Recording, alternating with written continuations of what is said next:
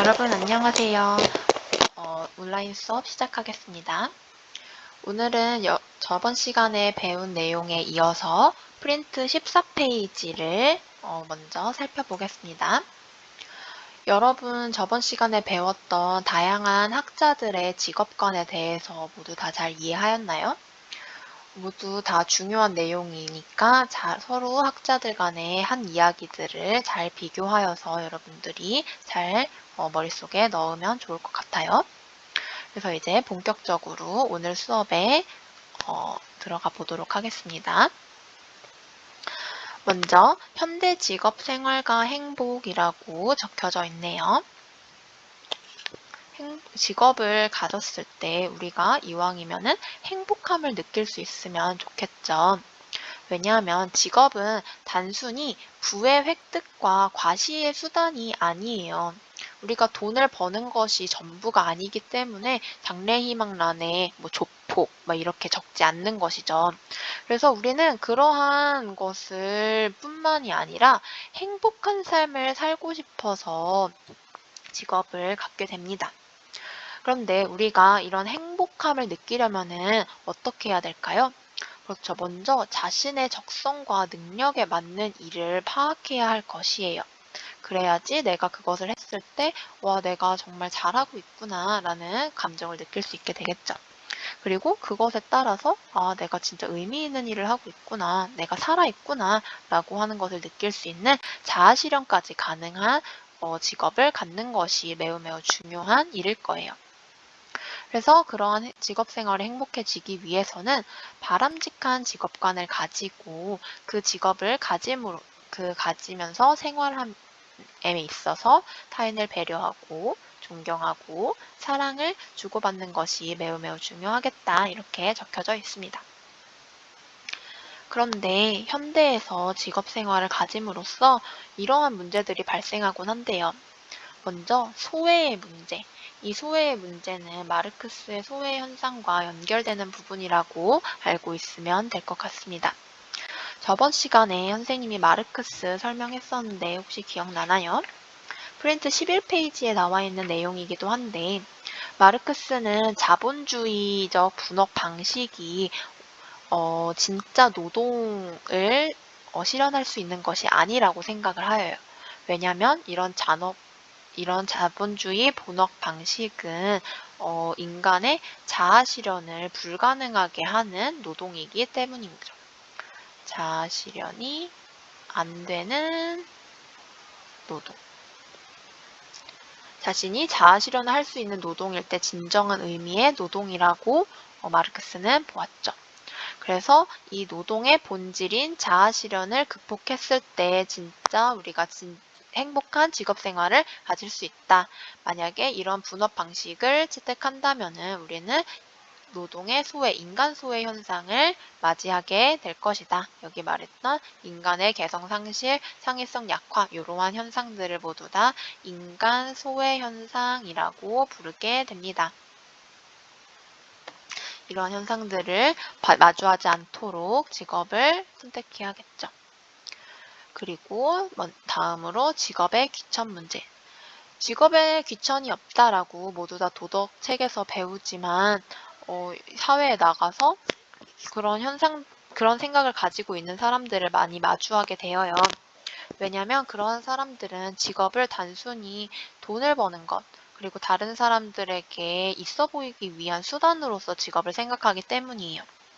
하지만 우리가 계속 배우고 있듯이 직업은 그러한 것으로만 이해하면 안 되고 그런 것과 동시에 자아 실현을 하는 것의 의미도 분명히 있다라는 것을 우리가 명심해 두어야 될 것이에요.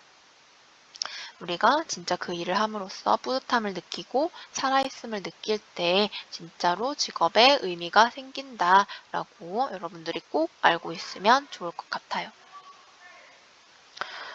그래서 우리는 직업을 탐색하고 진로를 계획해야 돼요. 여러분들이 지금 열심히 하고 있는 과정이겠죠? 그때 매슬로우라고 하는 사람이 이러한 팁을 주네요. 사람은 생산적이고 의미 있는 일을 통해 직업을 가짐으로써 자아 실현을 할 수 있다. 매슬로우는 이 자아 실현이라고 하는 단어를 핵심 단어로 여겼어요. 그래서 이 자아 실현을 도모할 수 있으며 그것을 통해서 잠재 능력, 내가 갖고 있는 잠재된 능력을 최대한 발휘하고 떳떳하고 인정받을 수 있으며 인간관계, 그러니까 사회생활도 다 할 수 있는 거니까 그만큼 직업이라고 하는 것은 너무너무 중요한 것이다 라고 생각을 하고 있어요. 그러니까 우리는 이러한 중요한 직업을 찾기 위해서 진로를 열심히 준비하고 계획하는 것이 중요하겠다라고 당연한 이야기를 하고 있네요. 그래서 진로는 이러한 과정을 통해서 세우게 됩니다라고 교과서에 있는 것을 캡처해 왔는데 이것은 여러분들이 잘 읽어보고 직업을 선택해 봤으면 좋겠습니다. 자, 여기까지가 해당 단원 직업과 청렴윤리 중에서도 직업 생활과 행복한 삶에 관련된 이론 설명이었어요. 이제부터는 선생님이랑 같이 교과서를 정리하고 그에 관련된 문제를 풀어보는 시간을 가져보도록 하겠습니다. 교과서 82페이지를 피면 될 것 같아요. 선생님이랑 같이 살펴봅시다. 먼저 직업의 의미에 대해서 이야기하고 있어요. 직업을 통해서 우리는 소질과 능력을 발휘하고 사회 구성원으로서 행복한 삶의 과정을 겪을 수 있게 된대요. 이러한 직업은 어떠한 특성을 지니냐? 경제적 보상, 자발성, 지속성 이러한 특징들을 지녔을 때 난 직업을 가지고 있구나 라고 이해할 수 있대요. 이러한 직업은 어떠한 어원을 가지고 있느냐? 동양에서는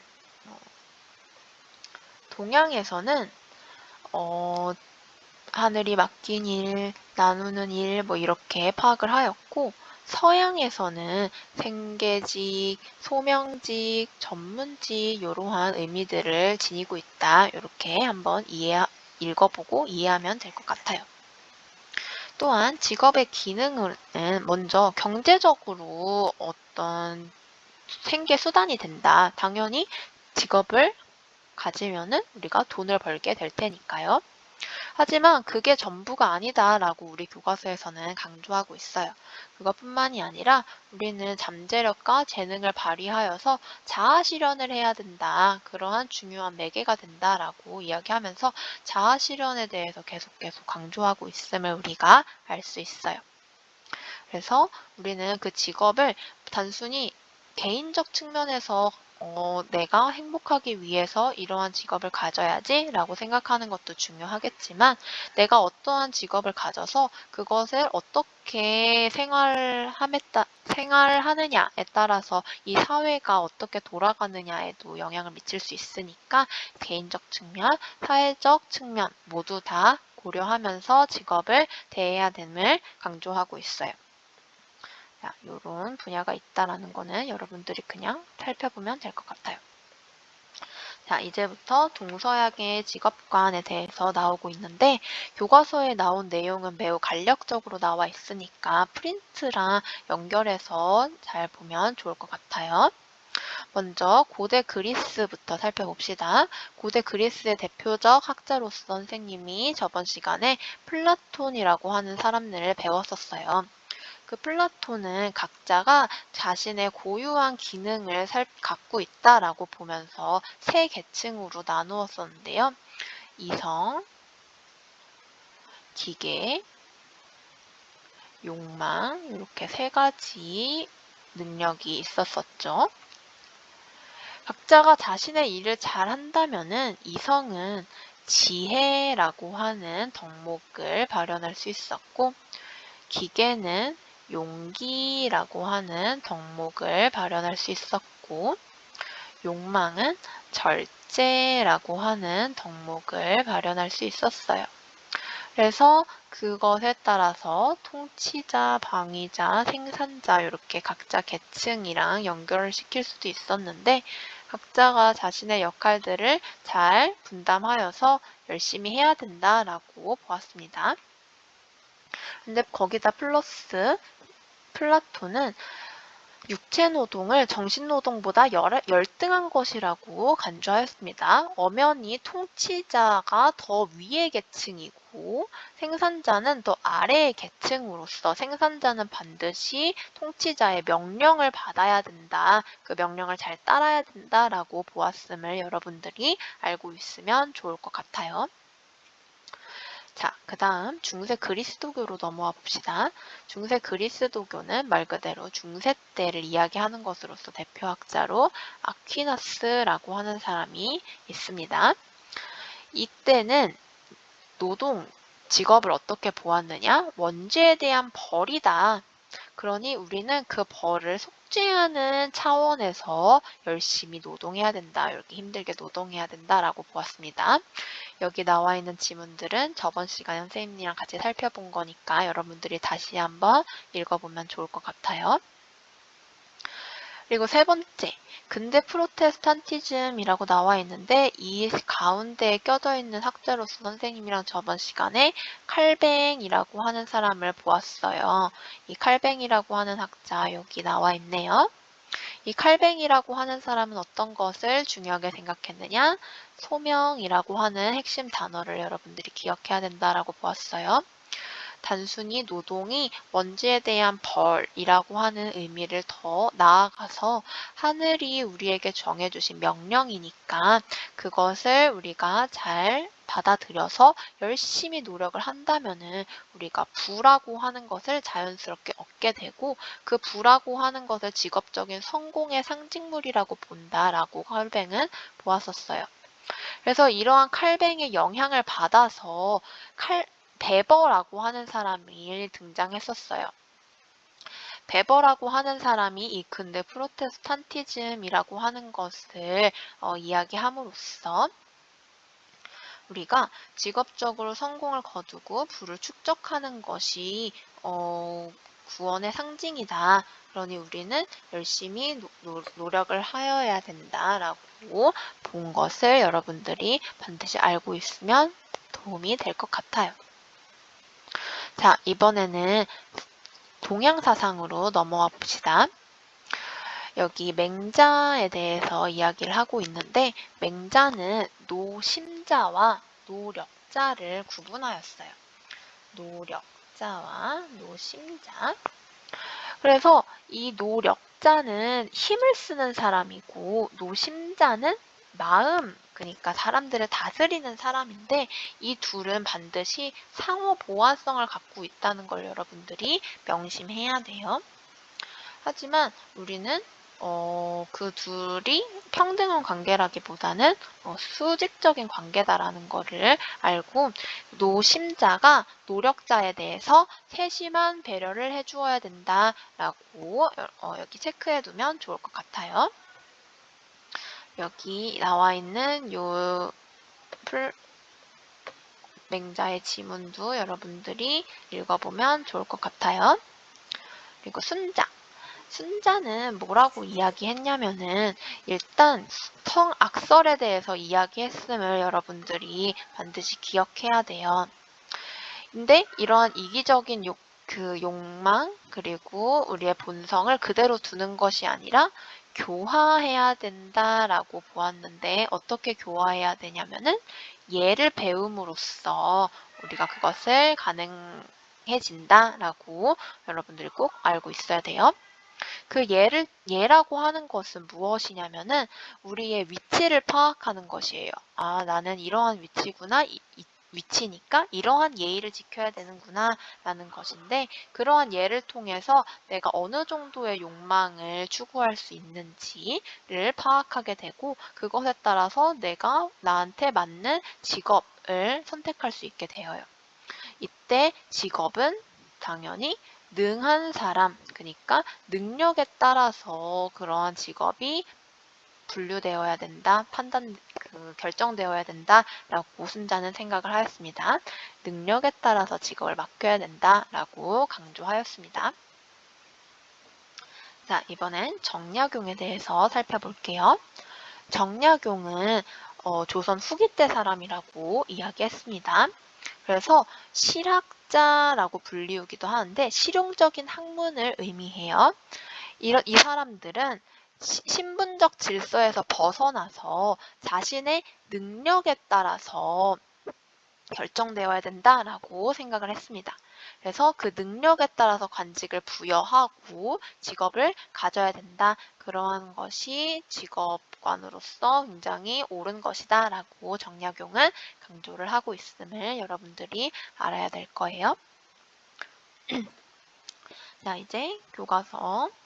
여기 아까 스스로 생각하는 여름 여기 부분을 프린트해서 본 거니까 여러분들이 다시 한번 읽어보면 좋을 것 같아요. 자, 교과서 86페이지로 넘어와서 행복과 직업에 대해서 오늘 배운 부분 다시 체크해 봅시다. 우리는 행복이라고 하는 것을 실현하고 싶어 해요. 근데 이것은 우리가 직업을 통해서도 얻을 수 있게 된다라고 이야기를 하고 있어요. 하지만 우리가 직업 생활의 의미를 찾지 못해서 소외 문제라든지 귀천 문제라든지 이런 문제들을 겪고 있음을 발견할 수 있어요. 현업화 시대의 마르크스라고 하는 사람은 여기 한 걸음 더에 나와 있는 노동으로부터의 소외 이 내용들 보이나요? 우리가 단순히 직업을 분업화시켜서 그냥 기계적으로 한다 이렇게 생각하기 때문에 인간 소외 현상이 벌어지게 되는 것이에요. 그렇게 하면 어떠한 문제점이 발생하느냐? 고유한 자유로운 의식적 활동 이런 것이 불가능해지고 결국 인간 소외 현상을 마주하게 되니까 이러한 직업 생활은 하면 안 되겠다라고 강조하고 있습니다. 인간 소외 현상 안 돼요. 그래서 우리는 그런 것뿐만이 아니라 직업 귀천 문제 이런 것도 있는데 이런 직업 귀천 문제도 우리가 따지지 않고 어떤 직업을 가져야 되느냐? 자아 실현과 물질적 풍요를 균형감 있게 생각하는 것이 매우 중요하겠다라고 교과서에서 이야기하고 있네요. 그리고 여기 프롬이라고 하는 학자도 등장을 하고 있어요. 프롬이라고 하는 학자는 여기 진실된 자아와 보살핌 이런 것을 강조한다라고 적혀져 있네요. 그래서 우리는 이런 연대라고 하는 것을 중요하게 생각함으로써 사랑을 베풀고 자신의 능력을 능동적으로 발휘하고 자아실현 이런 것을 중요하게 생각해야 된다라고도 적혀 있습니다. 그리고 여기 매슬로우라고 하는 사람도 등장하고 있는데 이 매슬로우의 핵심 단어 역시 자아실현입니다. 자아실현을 통해서 우리는 직업을 통해서 자아실현을 얻을 수 있으니 그 직업 선택을 매우 신중하게 해야 된다라고도 이야기를 합니다. 그래서 우리는 진로를 계획해야 하는데 그러려면 어떻게 해야 되느냐? 내 특성에 대해서 먼저 분석을 해야겠죠. 그리고 그 직업을 선택을 했다면은 그 직업이 어떤 일을 하고 있는지 이런 것을 살펴보는 행동 계획 이런 것을 하는 것이 매우 중요하겠고 그것에 대한 자세한 내용은 여기 그림에 있으니까 여러분들이 읽어보면 좋을 것 같아요. 그리고 여기 생각에 쌓이는 겨울도 여러분들이 한번 읽어봅시다. 자, 여기까지가 교과서에 대한 내용이었고 선생님이랑 같이 문제를 살펴봅시다. 자, 이제 문제를 풀어봅시다. 우리 프린트 21페이지에 있는 문제 1번부터 6번까지 살펴볼 거예요. 자, 선생님이 펜을 선택하고 자, 살펴봅시다. 갑, 을, 사상가의 공통된 입장만을 보기 위해서 있는 대로 고른 것은? 이라고 이야기했네요. 그러면 갑과 을이 누군지 먼저 살펴보아야겠죠. 모든 사람들에게는 주어진 본분이 있다. 군주는 군주, 신하는 신하, 부모는 부모, 자식은 자신의 본분을 다하는 것을 정명이라고 한다라고 이야기하고 있네요. 정명을 이야기한 학자 누구였죠? 그렇죠. 공자님인데, 공자님 빨간색 펜이 좀 그렇네요. 우리 파란색 펜을 써볼까요? 공자님.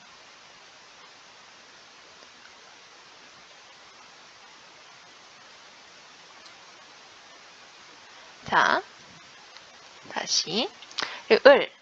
국가를 통치하는 사람은 지혜라고 하는 덕목 방위자는 용기, 생산자는 절제라고 하는 덕목들을 잘 발휘하여서 조화를 이룬다면 정의라고 하는 덕목이 실현됩니다. 라고 하는 학자 누구였었죠?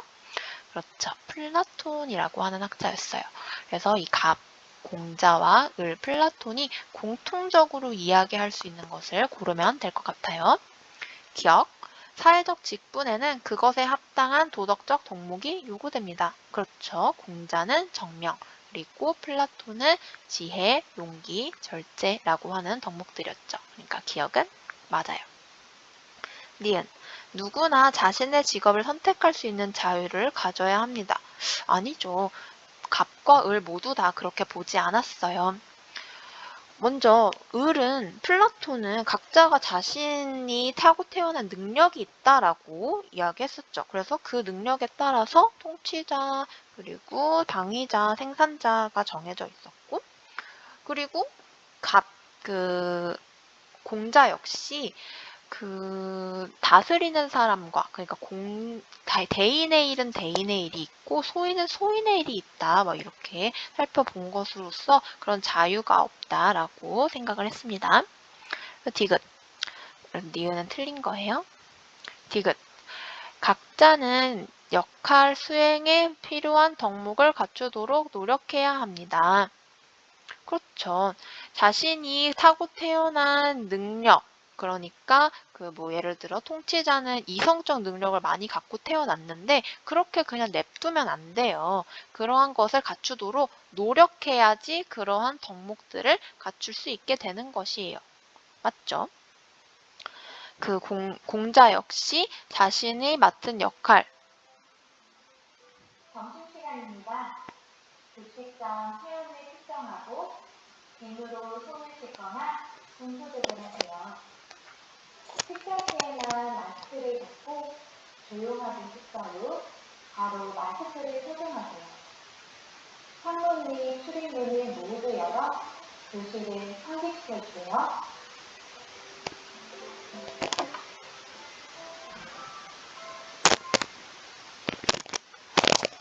공자 역시 역할 수행에 필요한 덕목인 정명을 갖추려면은 부모는 부모로서 자식한테 잘해주고 자식은 자식으로서 부모님께 효도를 했을 때 그런 정명을 얻을 수 있게 되니까 맞는 선지겠죠. 리을. 구성원의 역할이 분담되면 자연스럽게? 아니죠. 아까 우리 디귿에서 본 것처럼 노력해야지 그러한 것을 얻을 수 있답니다. 그래서 기억 디귿 2번이 정답. 2번을 살펴볼게요. 갑을이 먼저 누군지 알아야겠죠? 갑. 군자는 근본을 추구하기 때문에 작은 일은 잘 못해도 큰 일은 맡을 수 있으면 소인은 생계를 추구하기 때문에 큰 일은 잘 못해도 작은 일을 맡을 수 있습니다. 군자와 소인을 구분하고 있네요. 그래서 각자가 맡은 직분에 따라서 정명할 때 명이죠. 그래야지 나라가 잘 다스려진다 라고 이야기하는 공자님의 말씀이었습니다. 성왕은 예를 제정하여서 운성을 교화하고자 하였다. 일단 예라고 하는 것을 선천적으로 주어지는 것이라고 보는 게 아니라 그 성왕이 제정하였다, 만들었다라고 이야기를 하고 있고 본성을 교화해야 된다, 악한 것을 선하게 만들어야 된다라고 이야기하는 사람 누구였죠? 그렇죠. 성악설을 주장한 순자였습니다. 계속 볼게요. 아울러 사람의 덕을 논하여 각자의 위치를 정하고 능력을 헤아려 관직을 부여하였다. 그러니까 그 능력에 따라서 그 관직이 결정된다라고 순자는 보았습니다. 그래서 그러한 능력을 헤아려서 관직을 부여한 후에 예에 따라서 아까 이 성왕이 설정한 이 예에 따라서 예의를 지키면서 자신의 역할에 최선을 다해야 된다라고 순자는 보았습니다. 그래서 여기서 아는 것을 고르는 거예요. 1번. 각자 자신의 같은 직분 외에도 모든 분야에 능통해야 된다? 아니에요. 아까 여기 지문에서 살펴보듯이 군자는 큰 일을 맡을 수 있는 사람이에요. 작은 일은 하지 못한대요. 그리고 소인은 생계를 유지하기 때문에 작은 일은 잘하지만 큰 일은 못한다잖아요.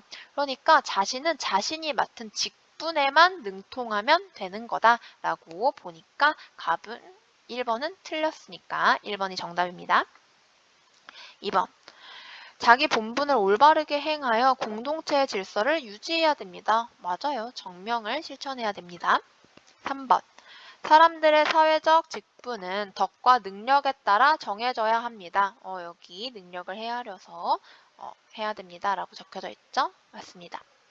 4번. 올바른 직분 수행을 위해 예법에 따라 욕망을 절제해야 됩니다. 맞아요. 욕망을 절제하지 못하면은 이기적인 본성이 마구마구 발현되어서 나라가 혼란스러워지겠죠. 그래서 그 예법을 잘 배워서 자신의 역할을 수행해야 된다라고 순자는 생각했습니다. 5번. 자신의 사회적 역할에 부합하는 도리를 실천해야 됩니다. 당연히 공자, 순자 모두 다 그렇게 생각을 했습니다. 3번으로 넘어갈게요. 먼저 갑. 각자의 직분을 나누는 것이 예법의 핵심이다. 예법이 나왔다고 해서 바로 순자네 이러면은 곤란해요. 조금 더 살펴보고서 그것을 판단해야 해요. 농부, 공인, 상인은 각 분야에 정통하지만 그 분야를 지도하는 관리자가 될 수 없다. 왜냐하면 이 일과 이 일은 철저히 나누어져 있기 때문이죠. 도에 정통한 사람은 이 세 가지 일을 하나도 못해도 이 세 가지 일을 다스릴 수 있다. 이것은 도에 정통한 사람, 이 도에 정통한 사람이 이 예법에 정통한 사람이겠죠. 이 사람은 이것을 다 하지 못해도 이것을 다스릴 수 있다라고 보았습니다. 이 도에 정통한 사람은 이 예법을 다 배운 사람인 거예요. 그러니까 나중에 그것을 습득한 사람인 거죠. 이것은 순자라고 여러분들이 파악하면 되겠습니다. 이것은 우리 순자. 우리 수업 시간에도 배웠던 핵심 지문이니까 이것을 보면 순자구나 라고 여러분들이 알고 있으면 좋을 것 같아요. 마음을 쓰는 사람, 여기 노심자라고 적혀져 있어요. 노심자는 다스리는 사람이고 노력자는 다스림을 받는 사람이다. 이 둘을 나누고 있어요. 수직적인 관계예요. 다스림을 받는 사람은 노력자는 남을 먹여 살리고 다스리는 사람 노심자는 남에 의해서 그러니까 노력자가 생산한 그런 쌀 같은 걸 먹고 사는 거죠. 그래서 이들은 서로 도우면서 상호 보완적인 관계를 유지하면서 살아간다라고 이야기하는 맹자라고 여러분들이 알고 있으면 좋을 것 같아요. 1번 예에 맞게 사회적 분업이 당연히 이루어져야 하죠. 2번 군자는 도를 익혀야지만 자신의 일을 완수할 수 있어요. 왜냐하면은 사람은 본디 태어나기를 악하게 태어났기 때문에 도라는 게 없어요. 하지만 그 순자는 도인 예법을 잘 익혀야지 그러한 일들을 잘 수행하고 사람들이 평화롭게 살아갈 수 있다라고 보았습니다. 3번 다양한 직업들 사이에는 상호 보완적 관계가 성립된다. 선생님이 여기 적어놨죠? 당연히 맞아요. 4번 몸을 쓰는 사람은 항산에 앞서 항심을 지녀야 된다? 아니에요. 선생님이 수업 시간에 이야기했듯이 항산이 갖추어져야지 항심이 가능하게 되는 거예요. 이때 전제는 몸을 쓰는 사람들, 노력자예요. 노심자들은 요거는 노력자들이고 노심자들은 항산이 없어도 항심을 갖는 것이 가능해요. 하지만 노력자들은 항산이 있어야 항심이 가능하다. 요거를 반드시 구분해 놓으면 좋을 것 같아요. 그래서 정답은 4번. 5번. 모든 사람은 각자 맡은 직분과 역할에 충실해야 된다. 맞죠? 그래서 3번의 정답은 4번. 자, 이제 프린트를 22페이지로 넘겨서 살펴볼게요. 문제 4번. 다음 사상가가 부정의 대답을 할 질문으로 가장 적절한 것은? 프로테스탄티즘이라고 하는 핵심 단어가 나오고 있네요. 뭔가 배부일 것 같아요. 자신의 구원 여부가 예정되어 있다라고 보면서 직업 노동을 신에게 선택받았다는 확신.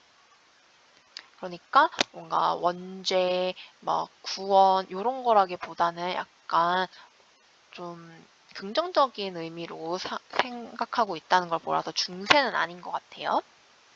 그래서 이들의 금욕주의가 세속의 윤리를 지배하게 되었대요. 이런 금욕주의가 이 프로테스탄트를 이야기하는 것이죠.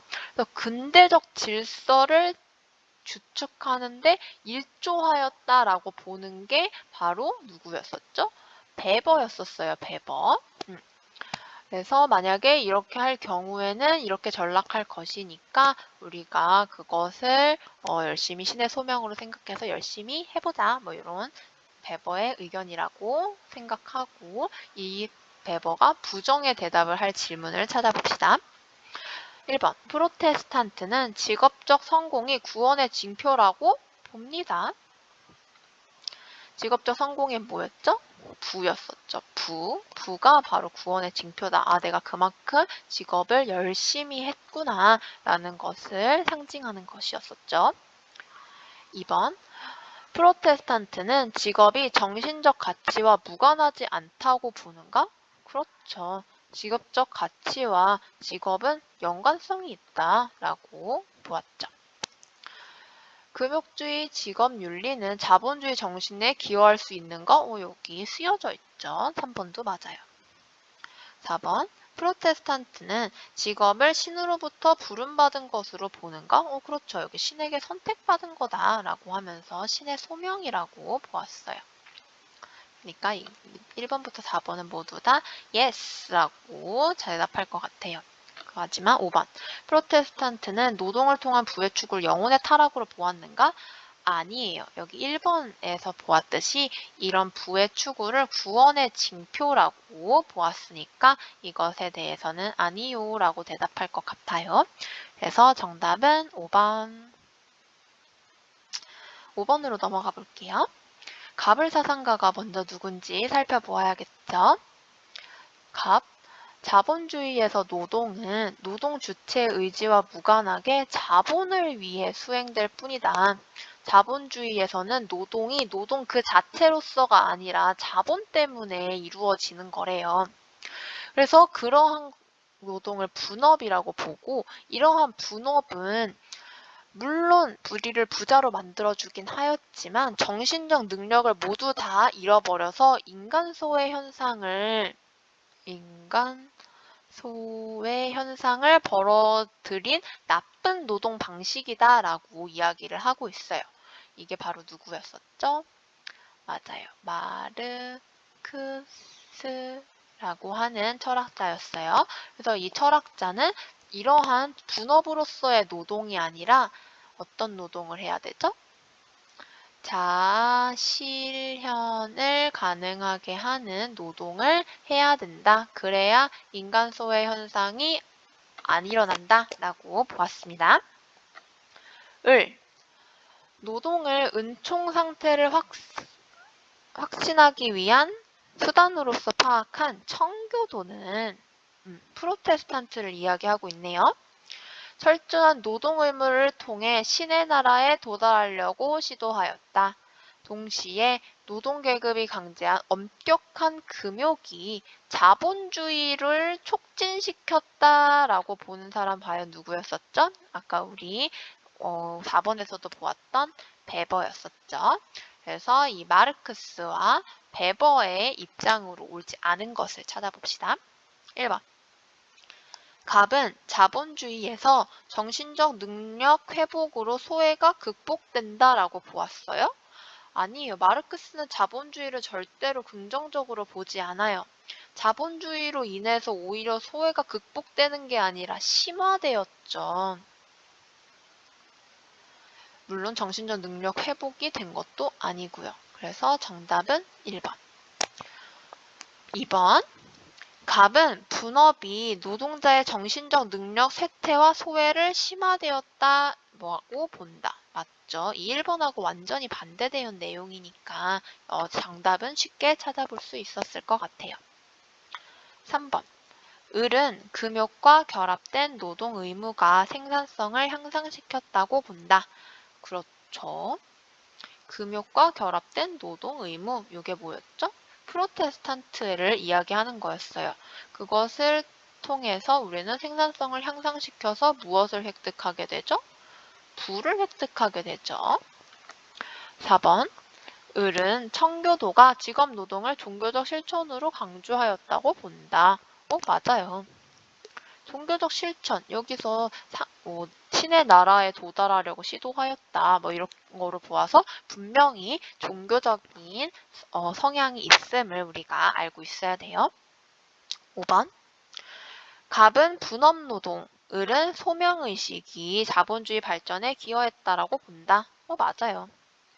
마르크스가 분명히 이것은 인정해요. 분업 노동을 통해서 자본주의 발전으로 해서 우리는 생산성을 대폭 향상시켰다라고 인정을 해요. 하지만 이것의 결과가 인간 소외 현상일 뿐인 거죠. 그리고 베버도 역시 소명의식, 우리가 가지고 있는 그런 신은 우리에게 이러한 명령을 내리셨구나, 이러한 것을 우리가 최선을 다해야겠구나, 이러한 것이 부를 축적하여서 자본주의 발전에 기여하였다라고 분명히 봅니다. 그래서 정답은 1번. 마지막 6번 문제를 볼게요. 기억부터 미음 중 옳지 않은 것을 찾아봅시다. 먼저 갑이 누군지 봐야겠죠. 모든 것을 손수 만들어 사용해야 한다면 그것은 천하의 사람들을 바쁘게 만드는 것이다. 어떤 사람은 마음을 수고롭게 하고 노심, 어떤 사람은 몸을 수고롭게 한다. 노력, 노심과 노력을 이야기한 사람, 그리고 항산, 항심을 이야기한 사람 누구였었죠? 맞아요. 맹자입니다. 을. 노동이 분업에 의한 방식으로 바뀌면서 고용주가 자본가가 되어서 지휘, 감독, 조절하는 기능을 담당하게 된다. 분업이라고 하는 거 나오고 있어요. 이러한 분업은 특수한 기능에 적합한 부분 노동자를 양산하여서 자본의 소유물이 되게 한다. 그래서 인간 소외 현상이 나타난다라고 하는 학자 마르크스였어요. 그래서 각자 무슨 이야기를 하고 있는지 봅시다. 기억, 갑은